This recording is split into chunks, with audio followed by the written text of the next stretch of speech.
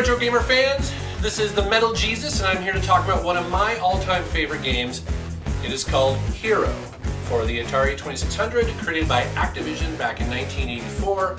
It is a platformer, and it is great even to this day. As a matter of fact, Retro Gamer magazine, which we all love and respect, recently called this one of the greatest Atari 2600 games. I would go so far as to say it's one of the best games of the 1980s. I'm going to show you some footage, talk a little bit about the game, and I hope that you will find a copy of it and love it as much as I do. Alright, here we go.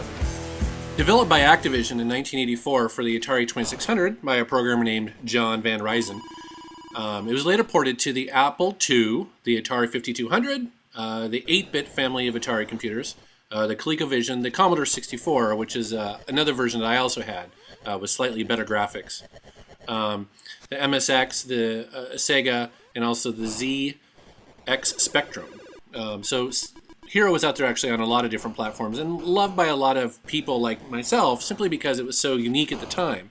There was nothing quite like it on the Atari 2600, and it kind of blows my mind a little bit to try to think, you know, as a kid, I mean, I don't even know how I heard about this game. It was in 1984, essentially the Atari 2600 was starting to look a little old, and a lot of people were playing the original, or, you know, we were sort of moving on to different consoles, and the NES was coming up, and here's this little platform game called H.E.R.O that frankly was light years beyond a lot of other games, especially at the time.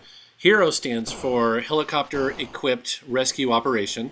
As you can see by the footage here, it's a platform-style action game set in a system of underground mines, and your goal here is to try to capture or rescue a miner before the air runs out, which is why that little bar on the screen there is slowly sort of diminishing.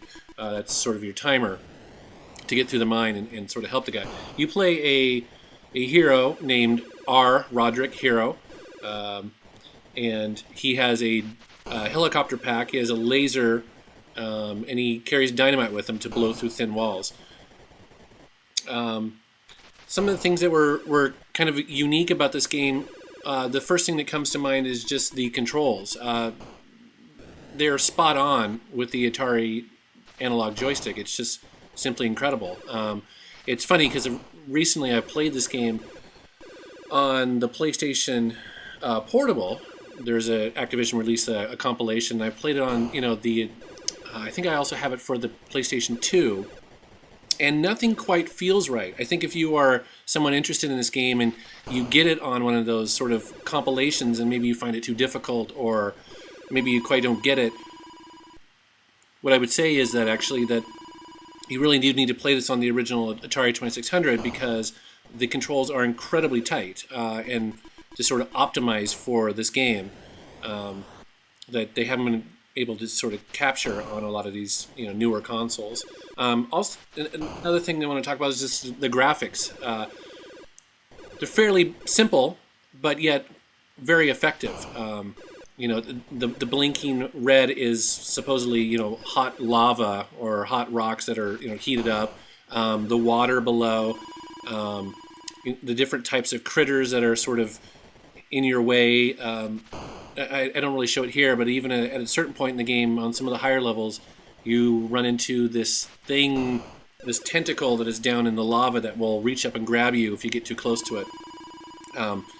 You know, for a console that was pretty primitive for the day, there's an awful lot of variety here. Again, you know, back when I had this originally as a kid, there was nothing quite like it. You know, even Pitfall 2 wasn't quite as complex as this game. You know, it's just sort of a special game for me. And if you can find it, I highly recommend it, and enjoy. All right, well, this concludes my first review. That's H.E.R.O for the Atari 2600. I hope you enjoyed it, and I hope to do more reviews coming soon. Bye-bye.